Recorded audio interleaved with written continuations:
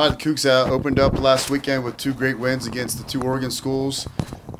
We keep our record and stat on track here, and our goals are still in line. And we look forward to our next big weekend at the Colorado and Utah, which I had on the schedule from day one, is a huge weekend for the Cougs, and we're looking forward to this challenge.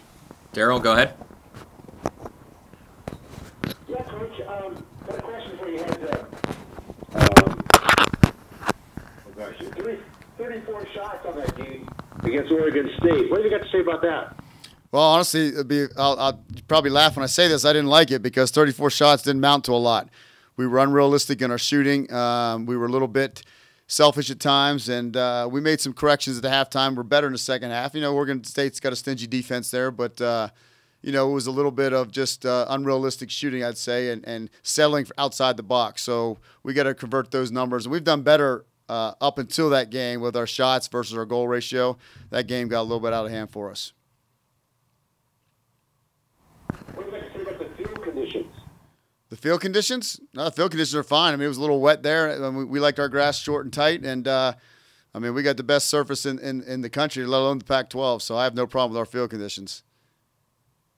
Reading about the night before that, a lot of people were just having trouble falling down and stuff. Yeah, it gets a little slick from time to time. That's just because of the shortness of the grass. Well, congratulations on the win, Coach. I appreciate it. Thank you. Can you talk a little bit about how do you keep the team focused day in and day out with a record like this, with the ranking, and keeping their mind right with next team up, next game up? We got to keep focused. It's pretty simple. Again, until we really win something here, okay, there we go. I mean, we haven't been on top of the charts like this ever in program history.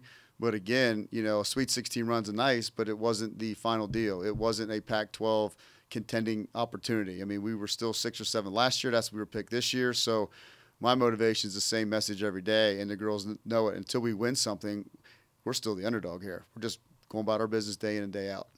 Going to Colorado, they've won the last 2 against Washington State. How do you slow down an offense like Colorado has? I know WSU falls back on its defense, but how do you stop an offense that's top 3 in the country? Well, they're a great team, and we will have some plan for them for sure. They've beat us, yeah, you're right, the last 2 years, and my first year we beat them at their place, which was a good team where they had as well. So they're an awesome team. Their forwards are fantastic. Korniak's one of the best players in the Pac-12 and the country. So we'll have a plan for them to how we're going to play the game. But it'll be another Pac-12 game. It'll be back and forth, and we're up for the challenge. Megan O'Neill, Defensive Player of the Week. That's 4 Defensive Players of the Week in 7 weeks for Washington State. What does she bring to the team that I know she was out the first 3 games, but what does she bring that others might not, or what's the magic that Megan brings? Her consistent, aggressive play every day. She's simple in what she does on the ball, and she's a fearless leader out there at the same time. So her playmaking ability, again, is simple, and she knows what she needs to do. She finds herself in right spots and opportunities in the game, and she's a winner. I mean, bottom line, she's a winner here, and that helps from her ability to score goals and everything else she's doing on the field. And then lastly, Rachel Thompson got her second shutout of the season. Can you just talk a little bit about what she's brought in place of Ella and how she's stepped into that role? Well, all the goalkeepers are doing a great job. Rachel's got the accolades right now, but Emma and Courtney are doing a fantastic job with them. And again, I always say that race is always open.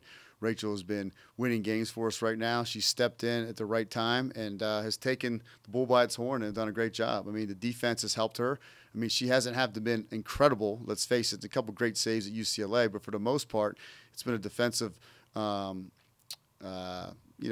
good defense we've had across the board. But she's had to make the key moments in the key game, and that's what's important. And she's been great so far, so we're very pleased. Actually, I take that back. Lastly, as I've asked before, what do you look at in the stat sheet to be successful on Thursday against Colorado, and then again Sunday against Utah? What do you need to do to be successful on this road trip, which is, as you've said before, is an extremely tough road trip going to the mountain schools?